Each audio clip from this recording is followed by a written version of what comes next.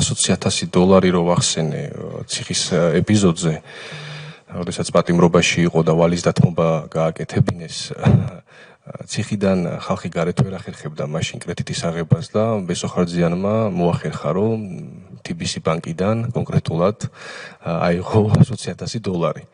რა ვიცი, ხა შეიძლება ჩვენ ვერ მოვახერხოთ ახლა რომ მივიდეთ, კრედიტი არ გამოგვატანონ და იმდროინდელ გდანის ციხეში თუ იყავი ბესოხარძიანი ან მისნაირი პატიმარი, თავისუფლად ნებისმიერ თანხას ვიცით, იქ მივიდა წარმომადგენელი საკრედიტო ოფიცერი. არ მახსოვს, ეხლა ტყუილს ეხლა არ ვიტყვი ნამდვილად, აი რაც მახსოვს მართლა იმას ვიძახი და თვითონ მამა ჩემიც ხუმრობდა, ეხლა რომ გამოვიდა უკვე იქით დააღწია იმას თავი, კარგი ჰუმორი ჰქონდა მამა ჩემს და ხუმრობდა ხოლმე ამ მათს. მოდი ჩაგეკითხებით, ეს მის სახელზე გაცემული სესხი იყო თუ ვის სახელზე გაცემული სესხი? ეს თეიმურაზ ჭიჭინაძეს ეს იყო მისი ყოფილი პარტნიორი, არ ვიცი, საიდან გამოჩნდა იმ პერიოდში და ისი ვის სახელზე გაცა სესხი? მამის სახელზე გაცა სესხი? ბესოხარძიანზე იყო ეს სესხი კი.